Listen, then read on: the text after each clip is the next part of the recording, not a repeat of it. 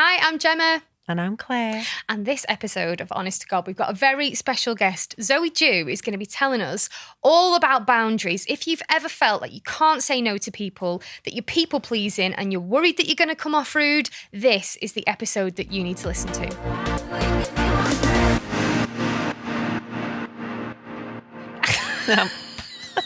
Should I explain that? So, hi, welcome to this episode of Honest to God. We have an amazing guest in today, Zoë Dew, who's just said before the microphones went on, listen, if I start talking in a Scouse accent, I don't mean to offend. What did you say? It's a fitting in mechanism. Yeah, so I very much want to I talk over people all the time, and I want to find something that we've got a connection with. So when I talk over someone, it's because you've just said you've done something and I've done that too. Like, how can we connect on that? So the accent thing, I've realised very recently, is that I want to be in your tribe. I hate that word, but you know. Basically, Claire wants to be in your tribe because Scouse Claire started off this podcast with a Lancashire. Do it again with a Lancashire accent. Talking like that. Is that a Lancashire No, one? not really. No, it's a bit like whatever. It's a bit. It's just general northern. Bit Raquel off Coronation Street. Do you remember her? Yeah. Curly love. But you know what you've just said? Totally get it, because I do it, and that's subconsciously why I've just tried to talk like someone from Preston. Now I've said it, anyone that listens that does it will also get like, ding, ding, ding, the cogs too, will be turning. Right, so let's start off properly. Hello, my name's Gemma. My name's Claire. And we have the fabulous Zoë Dew as our guest today. Hello. Hello. Thank you for making the journey, the hour and 21 minutes it wasn't it, on the sat-nav to get here. Normally what, 50? It's 40 miles. And obviously, this is boring chat, isn't it? But getting off the end of the motorway into the centre of Liverpool is not, it's only 10 miles, but it takes forever. So in my head, it's like a 40-minute journey because it's 40 miles. So that's 40 minutes. How does that maths work? That's how it always is in my head. I think because where I live, I basically live on the motorway. So you leave my house, I'm on the motorway. So I just assume everywhere else is the same. But it is not. It's not. So one of the reasons why I wanted you to come on the podcast is for a variety of reasons. You are, to me, the funniest person on Instagram stories. Like, I absolutely love watching your Instagram stories because I don't even think you realise this. So what is your Instagram handle for anybody listening who might want to go and give you a social story? Very, very easy. Zoe R. Dew. So ZOERDEW. It's my name. So Zoe does this thing where you talk to the camera and I feel like it's just me and you in the room. And it's just normal. You document normal life, but with wit and humour and humility, and it's just funny, really funny. So from Ben, your husband, fucking Ben, pushing the lawnmower around to your mum's, Jane Dew's house, pushing the lawnmower around to deciding what you're going to eat with the cookbooks, to making your dresses. I love how real you are. I love how I don't think you realise you do this. It's just like a friendly face on Instagram every day, and I absolutely love watching your stories. Thank you. I don't know what it is about girls from Preston, but you two and Danny Wallace, who was a guest on our podcast, who was also a guest and is also in our space, is that there's a pure talent for entertainment on your social media handles. Well, and because I find Gemma hilarious as well. Yeah, she is. She's absolutely hilarious. The tap shoes, like, pinnacle of recent hilarity. Should explain this. So I decided, it was after listening to a podcast with Glennon Doyle, the author of Untamed. She does a podcast with a wife and a sister. And they had a discussion of what is fun for you. And I think for many women, as we get older, we forget what is fun for us. And I was like, oh my God, actually, I don't have anything that's fun. So I decided to revert to my 7-year-old self and order some tap shoes. Not just any tap shoes, but red, sparkly, Dorothy from Wizard of Oz tap shoes. And then I scratched all the tiles in the kitchen. It was Sean going, I don't care, just don't scratch the tiles. Like, please, just don't do it on the floor. I don't care, you look like a fool. All this preamble, and then literally the first time you put them on, oh no, quick. Didn't you get a wooden board? No, I've not got one yet. I Is do he gonna need to get get you? one. I do need to Are you get still one. doing it outside? I've done it outside, yeah. But it hurts my boobs. He's jumping up and down doing step ball change, so it's not the best thing. It's not the best And thing. what else do you do for fun? That's about it, really. Just tap shoes at the moment. Yeah, just tap shoes. But the reason why I was talking about Instagram stories was I think what you also do exceptionally well, Zoe, and that was the reason why I wanted to invite you on the podcast, is you are an expert in something that I feel like the majority of people these days struggle with. And that is, of course, Boundaries. boundaries. Did you lose your voice there? No, I was going to be like boundaries, but it cracked a little bit. But yeah, boundaries. Where has this passion for boundaries come from? First of all, because I think some people, unless you're in the personal development world, know what even boundaries are. That's a very good point. Yeah. So could you say what boundaries are?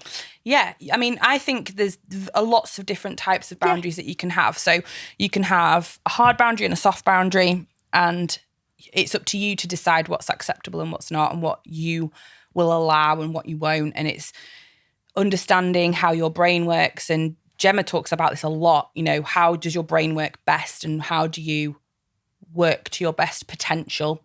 Where do other people fit into that? So it's a fancy word, basically, really, for understanding yourself and how you can be your best self. And boundaries, I think, has a massive part in that, in the personal development. Yeah. And self-care. Self-care. Oh, it's huge. Yeah. Yeah. Yeah, it's massive within understanding Have self-care. you always been like that? Have you always had boundaries? So No. I want you to take us back, because obviously we want to get and find out more about you. So take us back. So first of all, right now, you are, because you were running your own business, but you are a proud employee like I am. Like you are, You're the only other person I know who's gone from running your own business and having that flexibility to then becoming employed, which a lot of people find difficult to comprehend. Like, why would you go from having the freedom of running your own diary to working for somebody else? But just explain where you are now and where you've come from to get to that place. So I work for someone called Lisa Johnson, and her business is called Lisa Johnson. It's very creative, obviously. She is an online business strategist and actually offline business strategist, but her background is in the online world, and that's where she's had a success. So if you aren't in the online space, you will have no idea what she does. But in our space, which is very small, she's very well known. She helps people to create income passively from in a one-to-many method. So you have one thing that you teach many people at once who can all learn the same thing at the same time. So you're teaching it once for many people to implement, and that means that you can create money, spending less time teaching and more time doing other things. And then she also works with businesses to develop their strategy, their online strategy, their business strategy. And yeah, she's venturing into other things. She's got a very successful podcast as well. And she's doing a lot. Doing a isn't lot. she? Yeah. And that's, of course, how myself and Claire met. So Yes. we both did the one-to-many course. Claire teaching personal development meditation to many people in a group format. And my plan originally was to teach people how to stop procrastinating in a group format. But then I went another direction and became an employee with Body Smart Coaching. And then that's how I met you two, because in the intake last April. Yeah. Yeah. In lockdown, we In started. lockdown, yeah. So I knew that I was going to go and work for Lisa in the February, and it didn't actually happen till the June. But in the April, I was kind of unofficially on board. I wasn't on the payroll and I was still working for myself, but I was there kind of helping out with that cohort. So ended up coming across both of you kind of separately. But then me and Gemma had met in a past life as well. So yeah, it's a very small world in the Northwest, isn't it, really? But But you said there you were still running your own business. What were you doing? Oh, so I did a few different things. Let me go back to 2017. So I had been in the wedding industry for 8 years as a wedding venue coordinator. And that's where I had met Gemma in a past life. Because you were working for one of our recommended suppliers, and so we came across each other there. And then I left the world of weddings to go and work for a football club. Money lured me. It's laughable now. Like when I think about what I went for, it's just ridiculous that amount of money. I was like, oh my gosh, this is amazing. But anyway, that's another story. And And so I went to work at this football club. I knew on the first day that I shouldn't have done it. I knew it was awful. How did you know? Oh, because I sat there in this. So the football club was part of a bigger company. Do you know which football club it is? No. I think I do, yeah. It's the one that was in the news recently for that job advert where they said, if you want a work-life balance, don't apply for this job. Did you see that? No. So Google it, people, if you're listening. Wow. Yeah, so the football club was owned by someone the chairman, who owned another company. And the other company was basically what bankrolled the football club. And I went to this induction and it was all about the parent company and nothing about the football club. And I was like, I don't really know what I'm meant to be doing. What am I meant to be doing here? And then when I got there, I was employed as a sales event manager, basically. So there was meant to be a lot of selling, but also planning the events, not operational. And I didn't want to go back to operational. I'd moved away from operational in the events world, 4 years before that, I think. Very purposely, I'd met my now husband and I didn't want to be working at midnight on a Saturday night anymore. No. So anyway, long story long, I spent that job. Never heard that phrase before. I love that. I'm going to use that. I spent my time in that job planning my wedding, planning my honeymoon, not doing any work, and slowly but surely burning out by being belittled and chucked around and noticing all the people that I'd started with leaving. I think there were 8 of us in our induction. And by the time I got sacked, I was the 7th person to leave out of that induction, which had happened 6 months before. It was just it was toxic. Awful. Yeah, very toxic. I hadn't understood the culture of a workplace until I went to work there. And I realised how good I'd had it in the other places where I'd worked. And I think it was because it was a hospitality industry. So generally speaking, the hospitality industry, they really look after their own and you are well looked after, even though you work hard and it's long hours and it's bad pay. Actually, staff-wise, it's, in my experience, I've never had an awful manager. I've never had an awful boss and all that sort of stuff. So I was really lucky, getting to 32 and not having had that experience, whereas I know some people have that experience from day one. But anyway, got sacked because I hadn't done any work for 6 months. Because you were doing your own wedding, planning my own wedding. And then I went home and I felt really relieved. I mean, they talk about Sunday scaries. It actually came up on my Facebook memories. And it comes up every year on like the 12th of November. And it says, I know I used to hate going into work on a Monday morning, but at least I didn't used to lie awake dreading having to get up for work, or something like that. And I got in the car and I rang my husband and I told him I'd been sacked and he said, well, are you bothered? And I was like, no. He said, right, we'll just come home then, it's fine. Relieved, probably. Yeah. You felt free. Honestly, free. It was, yeah. I don't know, now looking back and all the work that I've done on myself, I'm like, why did you stay so long? Why didn't you just leave? Nothing bad would have happened if you left. No one would have cared. You could have got another job. But anyway, hindsight's great, isn't it? So I just said to Ben, I want to work in a cafe or a bar. I don't want to be a manager. I don't want any responsibility. I want to go to work and I want to come home. Now, obviously, I recognise how much I was in burnout and how much change was needed for me. Anyway, I then started to do some work. I worked for this cafe over Christmas. And that was great. It gave me money for Christmas. And then my dad has got his own company, so has my brother. So they both said, look, come and do some work for us. We'll find you something. So I was doing about 10 hours a week for them, working in this cafe. And then that just grew. And I started to work with wedding venues on their systems, so on their sales systems. Because one thing I recognised was that most venues don't really have any formal way of recording stuff. So they don't, if a lead comes in, where does it go? On a piece of paper somewhere. It gets lost in notebook. Yeah, and in my research, when I'd been working for wedding venues and doing competitive visits and stuff, the one thing I recognised was their sales process was really poor. So we wouldn't get chased and we wouldn't get I hate that word chase, but we wouldn't get followed up. They wouldn't remember us, all that sort of stuff. So I started working with venues and training them how to do that. Had great success with the venues that I worked with, but they were very few and far between because at that point they weren't used to, I think it's changed now, but they weren't used to investing in the company in that way. Mm-hmm. Many of them are privately owned, living from hand to mouth a lot of the time because a lot of people think wedding venues make a load of money, but they don't. Mm-hmm. It all goes out on food and drink and costs and staff and all that sort of stuff. So I then expanded out into suppliers and then creatives and then women. And then I kind of unniched and then niched back down again. So I was working with female business owners to get their systems straight. Same thing, same theories I was using in the wedding venues, but more with female entrepreneurs, because I saw a gap in the world that we circulate in that no one was doing that. So I was like, oh, perfect. This is where my niche can be. And that's how I ended up working for Lisa, because she saw what I was doing, said I need that. And I went in and worked with her there. So that's my background. So going back then to boundaries. Yeah. When did this start for you? This recognition that I really need to kind of set my stall out and I need to have my boundaries? When I had my own business. Right. So I was very much in that kind of, when you start out, it's, say no to nothing, say yes to everyone, figure it out later. And I had a few clients where they came to me and they said, oh, I need this. And it wasn't something that I offered, but I could do. So I was like, okay, yeah, I can do it. Let's charge you this much. And I didn't really have any clear set stall. So, my proposal maybe wasn't as clear as it should be. My payment structure wasn't as clear as it should be.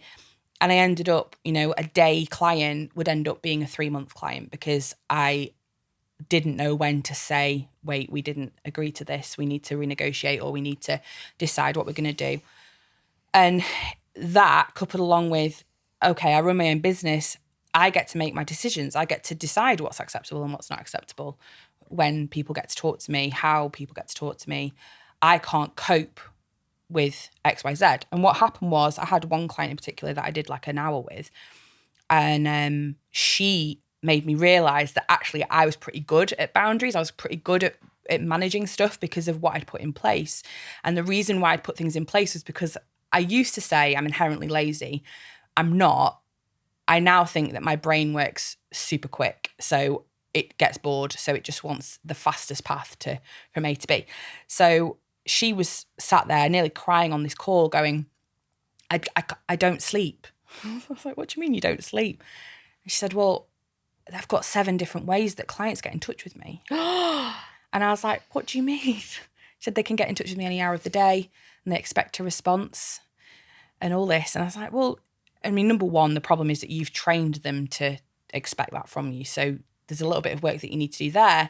But how do you keep track of everything if she's a makeup artist. So, how do you keep track of dates that you've got booked, or when they're inquiring for, and the quotes that you've given them and all this? This is where all the systems work came in. So I think they're very interlinked. And I said, well, my phone number's on my website, so I get WhatsApps and I get texts and I get phone calls. That's just from her phone number being on her website. Oh my God. I get emails, I get inquiry forms, I get Instagram, I get Facebook. So I said, right, okay, well, you need to streamline this massively by having one inquiry form, and that feeds into your CRM system. And And she's like, yeah, but I feel bad. And I was like, but it's your company, you're your boss. You get to decide. No one else gets to decide. Your clients don't get to decide. And actually, what I found with clients is if you are strong, they almost revert to being a child at school and knowing this is the rule. Okay, I can work with that. If I know what the rules are, I can work within them. But when people don't know what the rules are or don't know what your boundaries are, then they'll just push. They'll and just keep push asking. it. Yeah. Yeah. I had an experience literally 2 weeks ago where a client of the company, it flashed up on Facebook. Now I hate Facebook, but it flashed up on Facebook and said, X has accepted your friend request. And I was like, I haven't requested. I'm not friends with anyone on Facebook, really. If we're friends on Facebook, it's from old Zoe, not new Zoe. I don't really accept anyone, certainly not clients. And I got a message, an email, and a post in a group saying, oh my gosh, Zoe, I think you've been hacked. I know that you I know you don't send friend requests, and I've just had one from you. Are you sure? Like, just, can you check that everything's okay? And I was like, well, obviously my thumb had slipped. No, I haven't been hacked, but it's now, I've been so vocal about my hard boundaries that now people are so accepting of it that they assume something's wrong if they see something that's out of. Talk to us about those hard boundaries, because you have very strict rules on how people can communicate with you. And we should actually kind of pre-frame this and say that you're Lisa Johnson's operations manager. Yeah. Yeah, manager. And everybody who goes through Lisa's programs, and there's multiple programs. So at any one time, there could be thousands of people either in a group or doing a program. And you are like the woman who gets it done. Yeah. So it's quite normal, I think, for people to see your involvement, see you on the calls and think, oh, I've got a problem, I'm going to go to Zoe. Yeah. So I think this is really clever what you've done in setting out your stall. So tell us about your hard boundaries and how you operate these on social media. If it's work related, the only way to contact me is via email. I will not respond to anything else. So I will not respond to a tag on Facebook or Instagram. Private messages will just get archived straight away on Facebook. I don't, in a live, for instance, situation, if they ask me a question, I'd say you need to email me. And it needs to be written down. It can't be a voice note or a video or a call. It has to be written down. It has to be evidenced. Really specific. Like super specific, because clear. I need to have, it sounds awful, but I need evidence of well, the conversation happening. And the problem I find with voice notes, which are very popular, and I use voice notes every day. Me too. You know, I speak to my friends with voice notes all the time, and I'm a bit different on Instagram. I feel differently about Instagram, but you know, we've got clients that will send us 10-minute videos of them speaking. Why? Exactly. What for? So I am very much, you know, we've got freelancers that work with us that send us looms of stuff. I know you I hate loom. Yeah. So I have gone back to them and gone, it's fine. I love these looms that you send me. I'm never watching any of them. So if you want to send me an Otter transcription, I'll read that. If you want to send me a summary, I'll read that. But the looms are only for your benefit because they're not getting watched by our team. And again, and that's the honesty though, isn't Yeah, it? yeah. And to explain and what Loom is for anybody who's listening, Yes, who of might course, not know sorry. what it is. So Loom is a screen recording piece of software. It's really clever. There's like a Google Chrome plugin that you can get. And if you want to record your screen, it records from your webcam, it records your face and it records your screen at the same time. So we do use this a lot in my work at Body Smart. But about 2 months ago, I said to my boss, I hate looms. I hate them. And now he knows that. He's quite respectful and he keeps them to less than 5 minutes. They're usually about 2 or 3 minutes long. And Can I just ask why you hate looms? because it's a one-way conversation. Okay. So when he sends me, like, I'll give you an example. So he sent me a 5-minute video today on a feedback on a piece of content, because that's my job. I make content. Actually, a lot of the things he said in the video, I could have responded in a quick call and gone, oh, that's that or that. Or if you'd have sent me a message, I'd have gone, yeah, that's all sorted. That's all dealt with. But I watched a 5-minute clip because a lot of my team will watch everything on ×2. I can't do it. My brain, I really struggle to sit and focus watching a video. I can read, no problem. Give me something to read and I can speed read and that will go in a lot better for me. But if you make me watch a video, honestly, I really have to, like, sometimes I have to sit on my hands to stop my hands from doing other things, from flicking onto something else, from looking at my phone, because it's not the way that I communicate best. So my team now know, if you want to get the best out of me, you've got to write it down or ring me. And I have taken note from Zoe's things as well. So, but the fact that it's a one-way conversation, I think that's voice notes and videos as well. You can't answer if it's a one-way conversation. I think it's about, there's a level of selfishness in there, unconsciously. It's easier for me to send you a voice note. I don't really care what's easier for you. Whereas from a client and friends-wise, I get that. Like, sometimes I'm in the car and my car will let me send a voice note. So I will just record myself. And with my friends, I think that's okay. Because I'm like, oh, they can listen to it whenever. It's not a business thing. Yeah. But from a business perspective, a client especially, or a freelancer, they're thinking about what's easiest for them in that moment. Yeah. Not about, okay, how am I going to get the best response or how am I going to get the quickest response? It's probably not going to be from that, because they're going to take 10 minutes to listen and watch and digest what you're saying. Exactly that. If it's an email, you can read it or, you know, you can look and see what's going on and then respond to the bits that you need to respond to. So I think it's about respect. And I will always ask, you know, I think that's the etiquette now, isn't it? Like, if you want to send a voice note, can I just send you a quick voice note to explain? Because sometimes it is easier to explain talking to someone and they can't always answer the phone. But purely from a business perspective, especially with clients, and I'm always thinking about the worst thing, and this comes from the wedding industry, I I need everything written down, because if anything goes wrong and we have to. But that is normal corporate behaviour. Exactly, yeah. You've got it in writing. You've worked in corporate for many years. Yeah. 20 years for me. Everything had to be written down. Even if you had a conversation, you'd then back it up with writing and an email. Yeah. And it's so funny because I had a conversation with someone the other day, and they said, I just hate it when people say, can you just put everything we've talked about in an email? I was like, oh, that's me. I do that. Because I'm going to forget. I'm going to forget. And it's not because I don't respect the conversation that we've just had. It's that my brain is, I write about this quite a lot on Instagram, like my brain is already 10 steps ahead now from the conversation we've just had. We've discussed it. So in my mind, that's sorted. I'm on to the next thing. And I think that if it's written down, and that's why I've adapted to how Lisa works. So I was just such a fan of project management software and all that sort of stuff. She hates it. And I work in her business now. So I need to work the best way that she works it. And she uses her email inbox as a to-do list.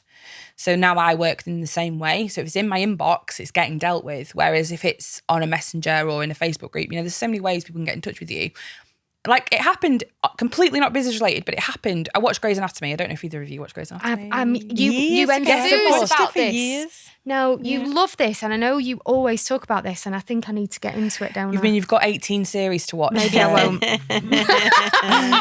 Maybe I won't. Anyway, a friend, you'll both know her name, Janelle McLeod, Caribbean cooking. No, maybe not. No. So she messaged me on Instagram about all sorts of things, but she sent me this article about Grey's Anatomy, and I was like, I want to read that, but I don't have time right now.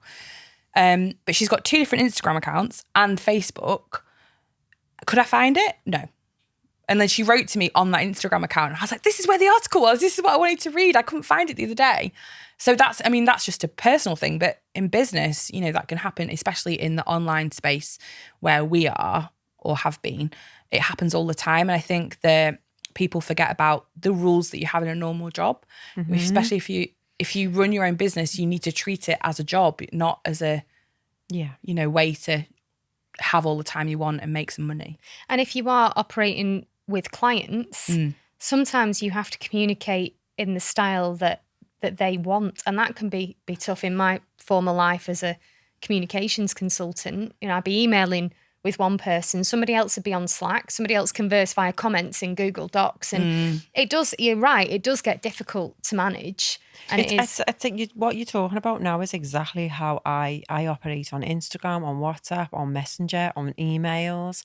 And it's ridiculous because the concentration span is gone. The focus is gone because you'll go into one system to answer an email, then you get it. And I do switch my notifications off.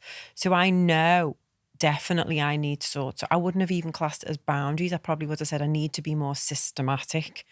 I but think then part of me, it goes, I should speak to them. And then I do go, no, I'm out with my friends having dinner. I'm not messaging them back now. The only person I break it for is Lisa. And frankly, that's because she pays my wage. Yeah. Like, she's my boss. She's the only person that I answer to. Yeah. The rest of the team I will also speak to. It just happens that the rest of the team I'm friendly with anyway. So I don't feel like they're pushing my boundaries. And I will say, I'm out at the moment. I can't look at it, but I'll look at it tomorrow. But the main issue is if you don't have that in place, they'll email you. They won't get a response. They'll probably know that they'll get a response on Instagram or Messenger quicker. So they'll go to that. You'll read it because habit. Yeah. And then they'll see that you've read it and go, why hasn't she responded?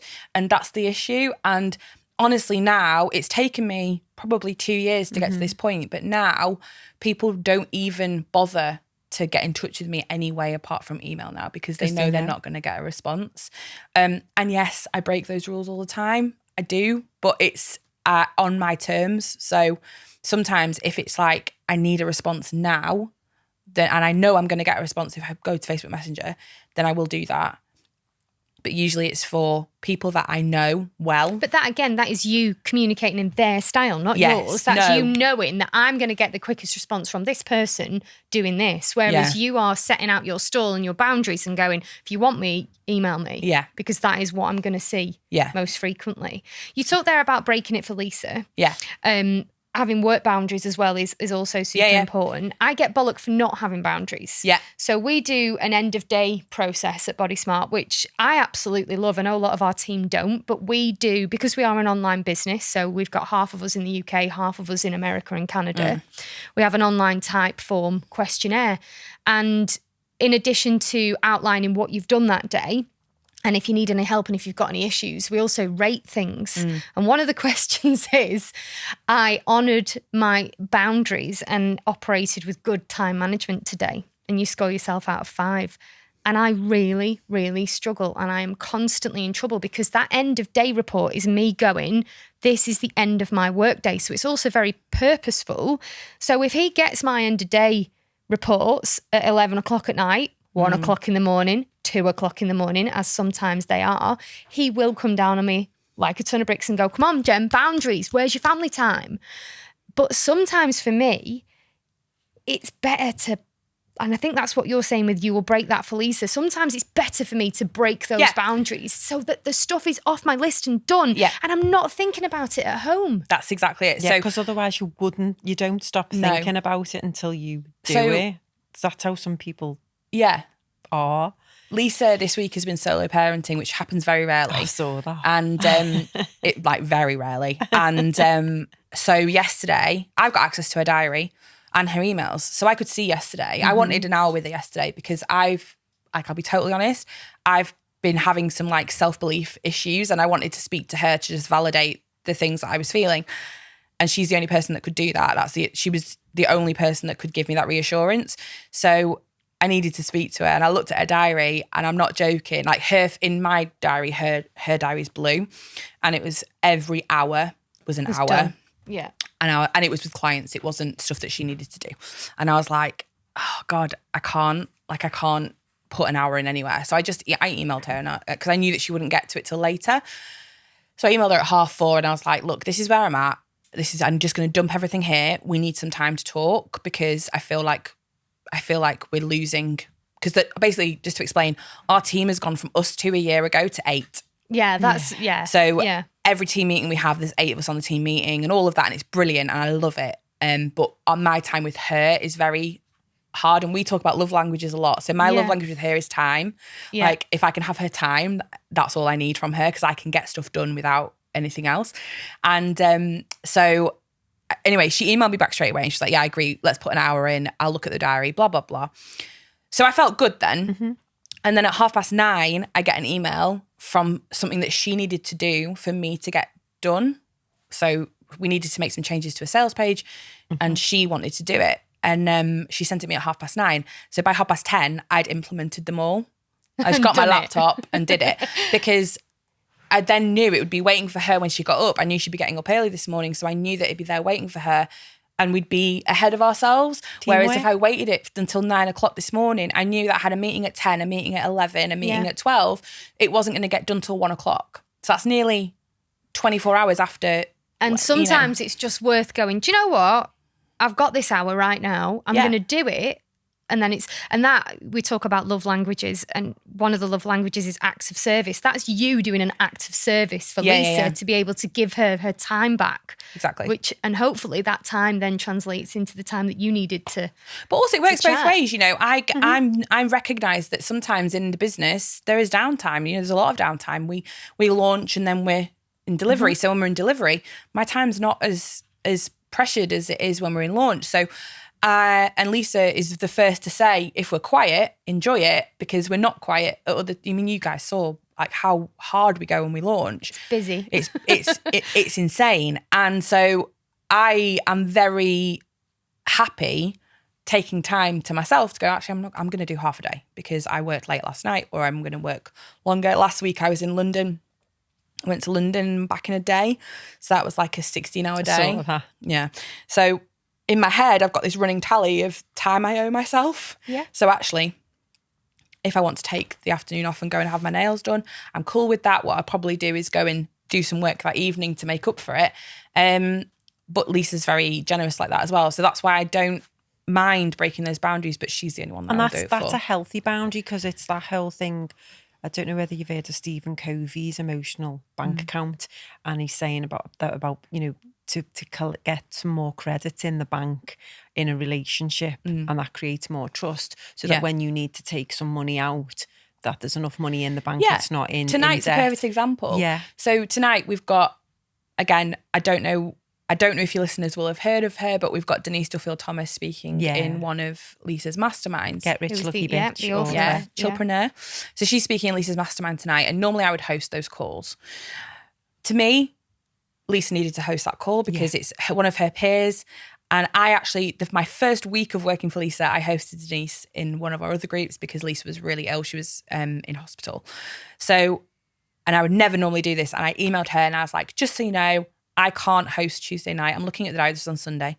I can't host Tuesday night. Are you okay to host it? I figured you would be because I hosted last time. I thought you'd want to host her, but I'm just letting you know that I can't be on that call. And she was fine with it. Absolutely fine. But I very rarely do that. Normally I'm like, yep, that's fine. I can do that. You know, anything I can do to take work off her is fine. But I think that's probably why I've got so good at my boundaries, because it's almost like as part of my job, I want to protect her time and space. So I get very strong on mine, so that I'm kind of like a gatekeeper. Yeah, I was for just her. about to say, you're like a gatekeeper. Yeah. Okay, then. So we talked about business. How would you be a gatekeeper on boundaries in your personal life? How do boundaries show up for you when it comes to your personal life? Well, talking about Instagram earlier, there's a lot I don't show on Instagram, which I think people would be surprised about. And there's a lot I don't talk about on Instagram, which I think, again, people would be surprised about. Everything you said earlier, I was like, that's really interesting that you feel that way, because there's so much that I don't share. I'm very kind of segmented in what I do and don't talk about. And it's really interesting. And I think it's so funny because when I went to work for Lisa, within a month, I was like, I could have done so well in my business if I'd had this knowledge when I had my business, because now I know how to warm people up and get them on side and make them like me and want to get them to buy from me, you know. But I think it's a lot easier when I don't have anything to sell, which I know, you know, I don't. But yeah, there's so much that I don't show that I don't want on social media. Yeah. And like, I never really use Facebook. So a lot of my friends, my real life friends, don't know anything about my Instagram, don't follow me or anything, and only know me on Facebook. So if they go on Facebook, they will know nothing about what's going on in my life because I don't share anything on there. But on Instagram, is there a reason for that? Have you got like why you share on Instagram and not Facebook? A lot of my family are on Facebook, and you know, I swear a lot, and I talk about. I don't talk about anything lewd, but I there's a lot of I think there's a lot more lurkers on Instagram than there are on Facebook. No, sorry, other way around. Yeah, so because you can see on Instagram who's watched. Yeah, exactly. So is it that you don't want the family to see that? Because I'm just dead interested, because I'm the same with certain things. I think I don't want the family to ask me about stuff. So like, my mum and dad are blocked from my stories. They don't see my stories. But they feature. They're so much fun. Yeah. It's because my mum will ask me about stuff, and I'm like, oh, my sister-in-law does it as well. My sister-in-law watches my stories. My best friend does it. I love my best friend to pieces, but she will ask me about something. So like, I put yesterday, I've not had a great day today. Now, I didn't say that because I wanted people to ask me, and actually no one did ask me, and I was quite happy. I think it was quite obvious I didn't want to share what had happened. But my best friend immediately texted me and was like, what's happened? And I'm like, oh God. Sometimes I forget that I've got friends that I could actually just talk to rather than going on Instagram all the time. But it's become like my comfort blanket to talk to Instagram about stuff. And it helps people as well when they see I get quite a lot of, like, if I'm honest about stuff, I get quite a lot of responses like, I'm so glad you've said this, I feel this way too, and all that sort of stuff. So that's probably another reason why I share so much. It's funny as well, because that's a bit like boundaries in reverse, because I always get told, oh, you've got no boundaries, you. When I talk about things, this podcast, I suppose, is all about that as well. But that is also you, I suppose, putting yourself out on a platform that you get enjoyment from. Yeah, I think it's like a strongest form of boundaries, because you're sharing everything that you're happy for people to know. In what you've in a place that you've chosen. Yeah. You've got control You're of it in because control. you've chosen it. Yeah. So, you're in control of what's being shared, what's being talked about, and people you can't hide. You can hide a lot, but you're not hiding anything. if you know what I mean. So yeah, I don't think that's poor boundaries. I think that if you're choosing what to share with the world. Yeah. I'm just looking at a list that I wrote prior. I actually did some prep for this today. Are you all right? I normally wing it, don't I? Yeah, you will. But what you've yeah, I think I am. But some of the stuff that you've talked about is about examples of boundaries are the right to privacy, the ability to know that you can change your mind over something, your right to own your time, which you've spoken about, the need to handle negative energy, freedom to express your sexual boundaries, freedom to express your spiritual boundaries or any beliefs, and the right to remain true to your principles, and the ability to communicate physical needs. So those are boundaries. Yeah, those are like examples of boundaries. And I think you've touched on some of them today, which is really interesting. And I know that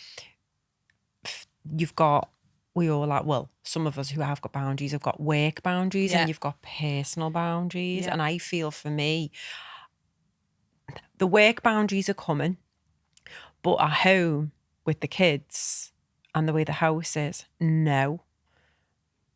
I am like up the wall with I put the boundaries in, but then I don't know whether I think you're the same, is that they don't listen to you and then you seem like a nag because you're kicking off. So what tips would you give to someone about relationships with? So something that I learned was actually from Gemma. Oh no. No, it was really simple. And like I've probably gone into more, it was just like something that you said to me once ages ago is communication. So I now have conversations with Ben. We had it one recently. So I felt like things were off and like we weren't really talking and I didn't really know what was going on. And I'm very much someone who will, so I don't know if you believe in Enneagrams and personality types or anything like that. I do it. That's what Claire does. Okay, cool. Yeah. So Myers-Briggs. I'm a 2. Oh, what does this mean? Right. No, you have to explain. What's this one? Enneagram is a personality profiler where I don't know loads about it, but it's where it's not personality based. It's you're born that way, so it's like trait based. Essentially, it's different to Myers-Briggs, but my Myers-Briggs and my Enneagram match up perfectly. What's your Myers-Briggs? Can you remember? INFJ. Okay. And I'm a type 2 Enneagram, which is the helper. So INFJ is the advocate. So like, if I've got a principle, I believe in it and I stand up for it and I will fight to the death, even if other people think I'm wrong. I believe that I'm right. I will always help. Like I'll always look, so acts of service, like time, all that sort of stuff. And the way that an Enneagram 2 shows up in stress is an 8, and an 8's quite aggressive and quite bolshy. And that's kind of when you're being pushed. Yeah. And so the other flip side of that is always thinking something's wrong. So, you know, what's wrong? Why aren't you talking to me? Why did you behave that way? What, like, I need a reason for your behavior kind of thing. And Ben's very much like, nothing, it's fine. So we were talking and I was like, I need to know how we can get back to communicating properly because we're not at the moment. And he said, so as he touched on at the beginning, I've got into sewing recently. That's my recent hyper focus. So I've been sewing my own dresses and stuff and I love it. And I see it for me as a form of active meditation. I find it really hard to meditate. I'm sorry, Claire. But I just, because you haven't done my course. Well, I've tried and my mind just wanders. It's not, that's what it does. It will not wander. Your brain will always have thoughts. But my brain's going, no one knows if you're not doing it.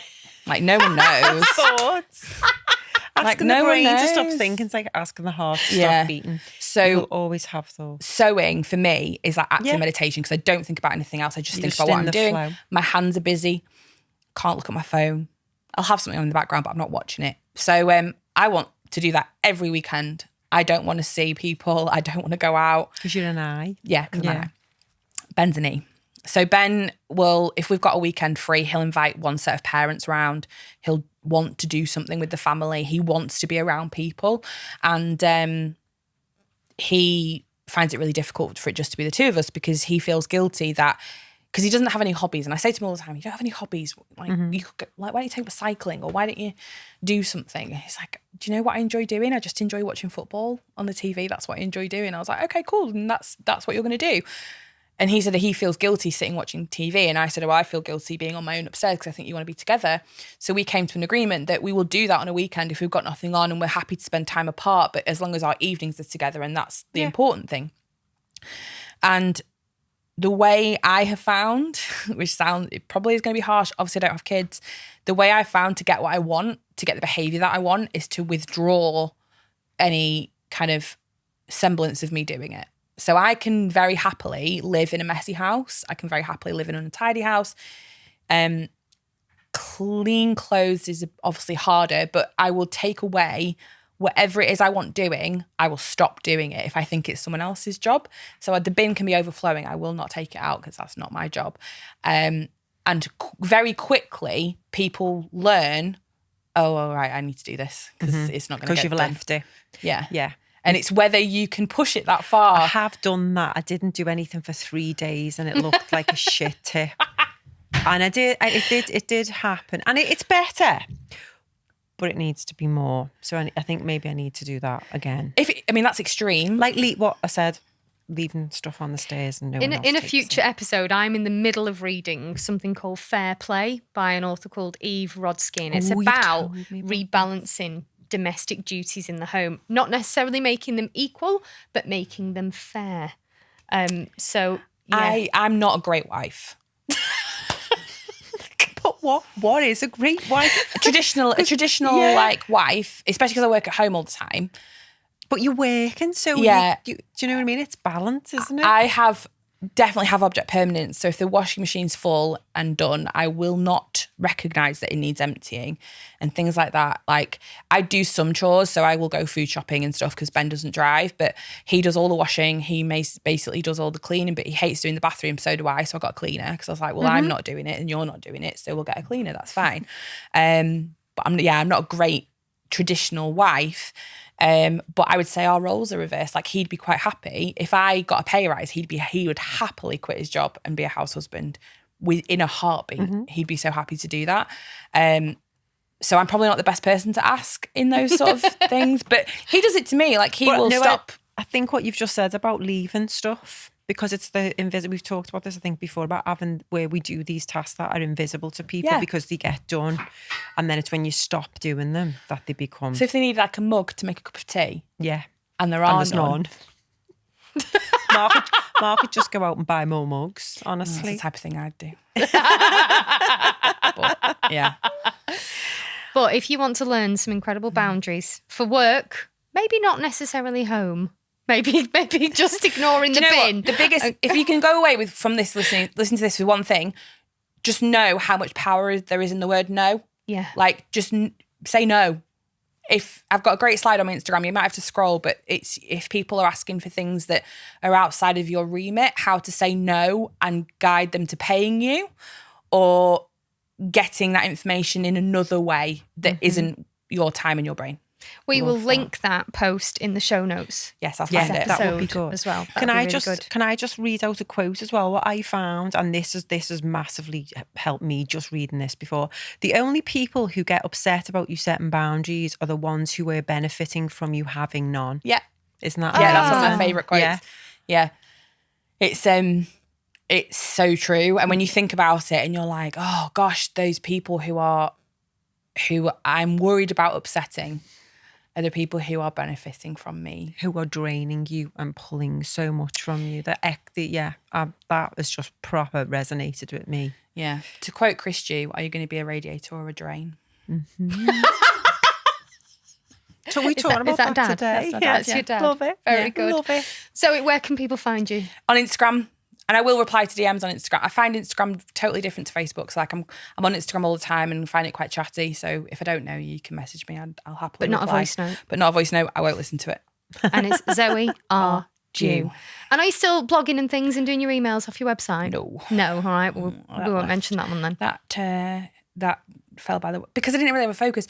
I might start again now I'm cooking. People seem to like my cooking. So we'll see. Well, I am really grateful that you didn't say no when I asked you to come on this podcast. Well, it's because I was like, we should meet up for lunch now the world's opening. And I was wanting to come on the podcast, but I would never have asked. And And you're like, why come on the podcast? Yeah, Would why? you never have asked because you feel like you're pushing our No, boundaries? because I don't have a business. Doesn't matter. No, I know, but in this world, it's always like, oh, I should have something to pitch, but I don't. Yeah, but you did have something to pitch. You had some value to pitch. Yeah, of yeah, helping people Yeah. exercise and understand their boundaries, and that no is a complete sentence. And Yeah. there's power in the word no. And are you going to be a radiator or a drain? Yeah. And another one is a question that I like to like frame everything with is, are you being rude or are you having strong boundaries? And there's a difference. And people often call me rude, but I'm not. I know what I like to work within. Being clear is being kind, according to Brené Brown. Been we listening go. to that. Being Queen. clear is being kind. Being unclear is being unkind. So that's what you're doing. Yeah. Being kind to yourself and others. Zoe, thank you so much for Thank coming you on for having Honest me. to Gob. Thank you.